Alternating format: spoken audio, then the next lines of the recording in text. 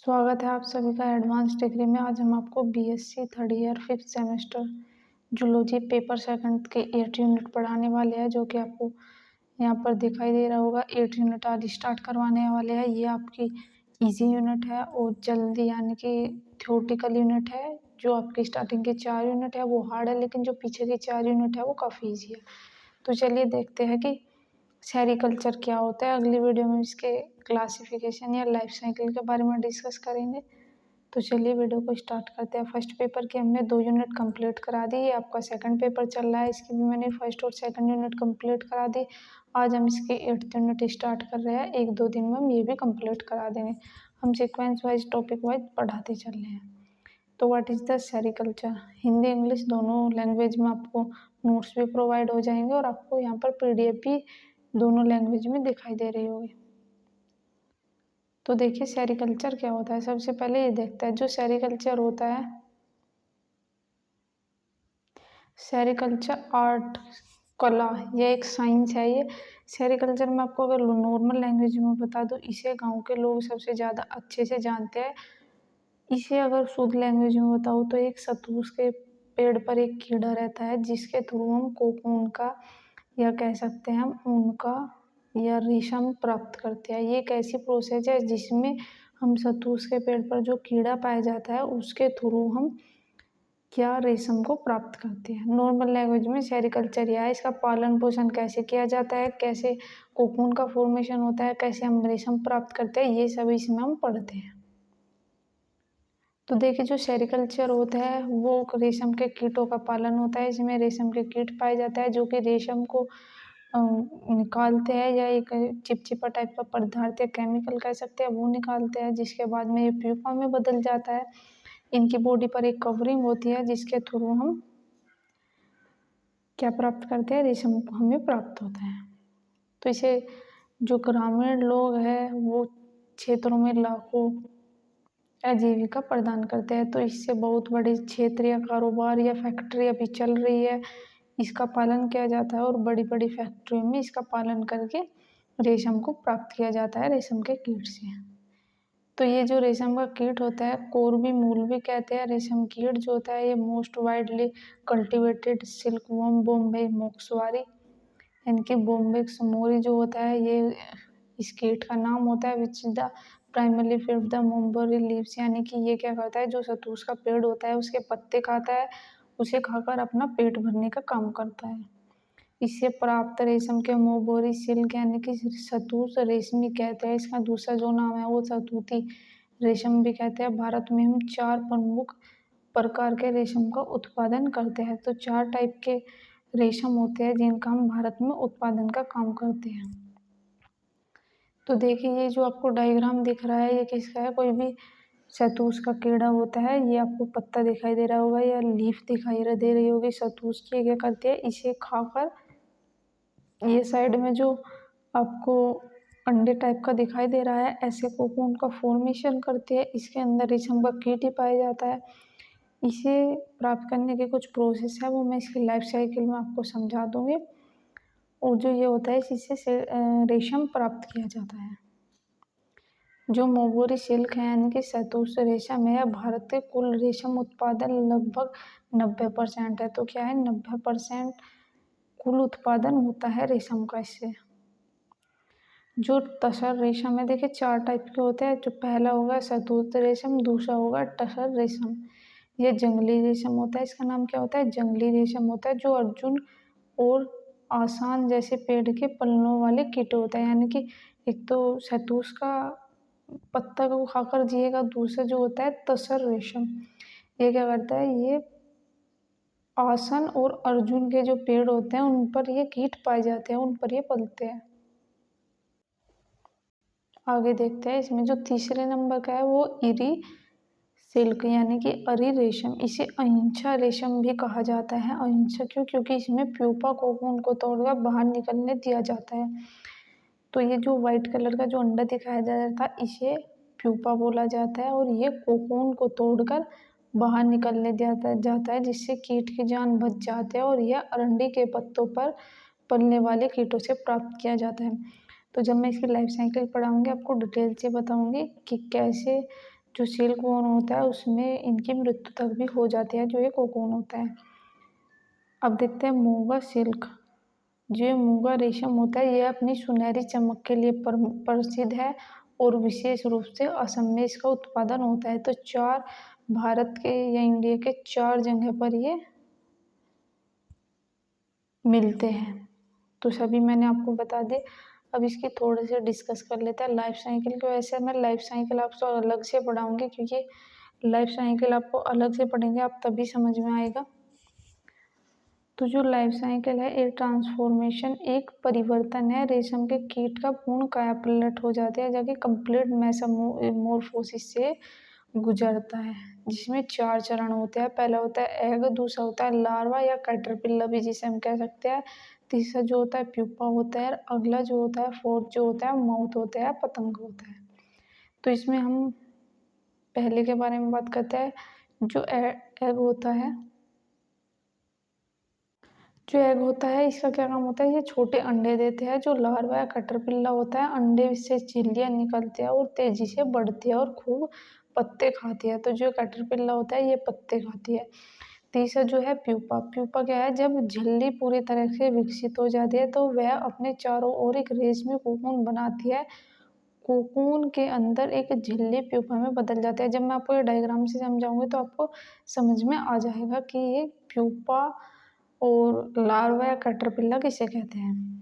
तो बदल जाती है। और जो माउथ होता है, जो पतंग होता है, यदि प्यूपा कोकून में बाहर निकल जाए तो रेशम का धागा टूट जाता है। अब इसकी प्रोसेस देख लेते हैं, यानी कि इसकी प्रक्रिया कैसे होती है।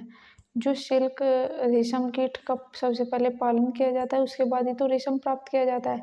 तो उसका कैसे पालन किया जाता है वो हम यहाँ पे देखते हैं। सबसे पहले हेल्दी एग लेकर उपयोग करके कीट पाले जाते हैं, यानी कि जब हमें इस कारोबार को शुरू करना होगा तो सबसे पहले हम एग यानी कि अंडे लेकर आएंगे। जैसे आपने ऊपर डायग्राम में देखा था, अंडों को लेकर आएंगे और उन्हें पालना शुरू कर देंगे। छोटे लार्वों को नियंत्रित वातावरण में ताजे कटे हुए शहतूत के पत्ते खिलाएंगे, यानी कि छोटे छोटे देखिए इस टाइप के पाए जाएंगे। उसके बाद में इन्हें क्या किया जाएगा, इन्हें ताजे पत्ते खिलाए जाएंगे ताकि ये जल्दी बड़े हो।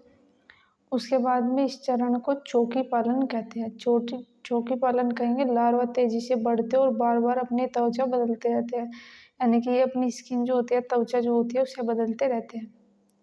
जो कोकून कटाई होगा, जब रेशम के कोकून बनाना पूरा कर लेते हैं तो उसे हाथ या मशीनों से इकट्ठा किया जाता है, यानी कि जब वो वाइट वाइट से बन जाएंगे तो देखिए कुछ सेंटीमीटर के होते हैं, उन्हें बाद में क्या किया जाएगा, हाथों से इकट्ठा किया जाएगा, क्योंकि उनकी संख्या बढ़ जाएगी। या मशीनों से भी इकट्ठा किया जाता है या हाथों से भी। उसके बाद में जो प्यूपा को निष्क्रिय करना, या उसके लिए हम उबालेंगे इन्हें, उन्हें पकड़ कर क्या किया जाएगा। देखिए मैं आपको एक बात ये दिखा दूँ। जो ये है देखिए, पहले ऐसे कैटरपिल्ला ऐसे लार्वा लेकर आए जाएंगे। देखिए ये जो ताजे हो, उसके बाद में उन्हें कोई भी शहतूत की लीफ खवाई जाएगी, उसके बाद में इस टाइप में बदल जाएंगे। उसके बाद में अब ये जो कीट है वो इसके अंदर पाया जाएगा। ये जो कीड़े होंगे इस वाइट के अंदर पाए जाएंगे। इसे निकालने के लिए, ताकि ये धागा ना टूटे, इसे गर्म पानी में डाल दिया जाएगा और जो ये कोकून होगा इसकी मृत्यु हो जाएगी अंदर ही। उसके बाद में क्या किया जाएगा, उबाला जाएगा, बोल्ड भाप दी जाएगी या गर्म हवा दी जाएगी, हॉट एयर ट्रीटेड किया जाएगा। इस प्रक्रिया को कोकून के अंदर जो प्यूपा होता है उसे मार दिया जाता है। Kill the pupa inside the cocoon, ताकि वह बाहर निकलने पर रेशम के धागे को ना तोड़े। तो अगर वो तोड़ देगा तो मान लीजिए एक लंबा धागा है, अगर वो उसे काट देगा, वो कई स्पेरिकल एक बॉल है पर बहुत लंबा धागा कई किलोमीटर, मान लीजिए 5 मीटर कोई धागा एक बॉल पर लिपटा हुआ है और उसे बॉल के अंदर से कोई कीट निकले और एक धागा काट देगा, तो वो सभी 5 मीटर धागा खराब हो जाएगा। इसी तरीके से कोकून को जिंदा ही मार दिया जाता है, ताकि अगर वो एक काटा धागा जो काट देगा तो पूरे कोकून का नुकसान हो जाएगा। उसके बाद में क्या करता है, धागा न तोड़े यह सतत धागा सुनिश्चित करता है। अब देखते हैं रीलिंग, धागा निकालना। तो जो धागा होता है या रीलिंग होता है उसे कैसे निकालते हैं। तो निष्क्रिय करे हुए कोकून को गर्म पानी में भिगोया जाता है, ताकि रेशम के धागे को बांधना या प्राकृतिक गूंद नरम हो जाए। फिर एक छोड़ छूट कर रेशम के कई धागों को एक साथ सावधानी से निकाला जाता है, यानी कि ये प्रोसेस होती है धागे को निकालने की। और एक रील पर लपेटा जाता है, यानी कि एक रील पर लपेटा जाता है, प्रोसेसिंग द वेविंग।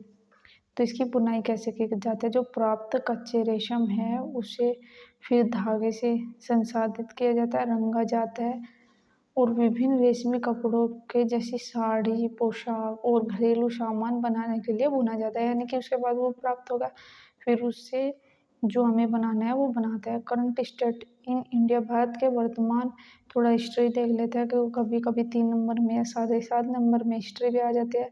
तो प्रोडक्शन ग्रोथ, अप्रैल 2024 में जनवरी में 2025 तक भारत का कच्चा जो रेशम उत्पादन हुआ वो 34,042 मीट्रिक टन तक पहुंच गया, यानी कि इतनी भारी मात्रा में फायदा हुआ, जो कि 2023-24 में कुल कच्चा रेशम 38,913 मीट्रिक टन था।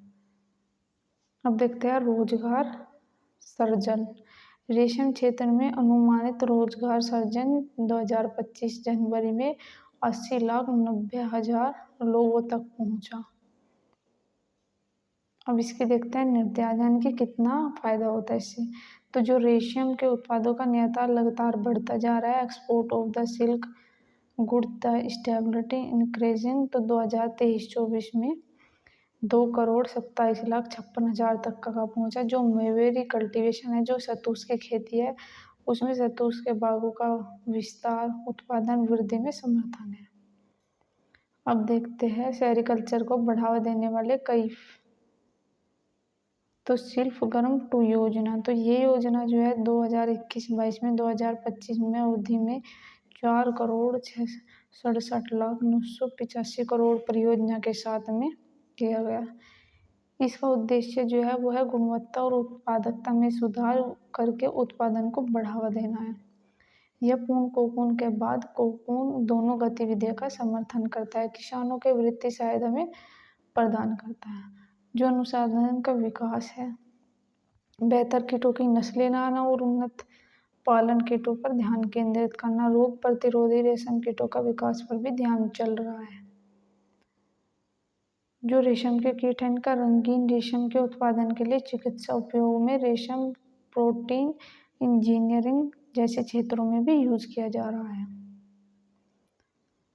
तो देखिए इसका कंजर्वेशन कैसे किया जाता सकता है वो यहाँ पर बता रखा है। जैसे अन्य योजना के साथ सेरिकल्चर गतिविधियाँ को जोड़ा जा सकता है ताकि किसानों के अतिरिक्त सहायता मिल सके। योजना के समर्थ योजना के तहत रेशम के क्षेत्र में कौशल विकास स्किल डेवलपमेंट में भी किया जा रहा है।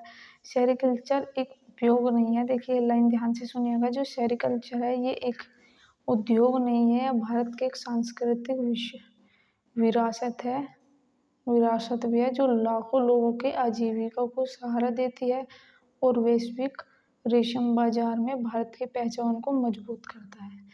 तो गाइज अगली वीडियो में इसके लाइफ साइकिल के बारे में डिस्कस करेंगे, क्योंकि एग्जाम में इसके बारे में पूछा जा सकता है और लाइफ साइकिल के बारे में पूछा सकता है। अगर आप हमारे चैनल पर नए हैं तो हमें लाइक कीजिए, सब्सक्राइब कीजिए और शेयर कीजिए और कमेंट करके ज़रूर बताइएगा कैसा बना है।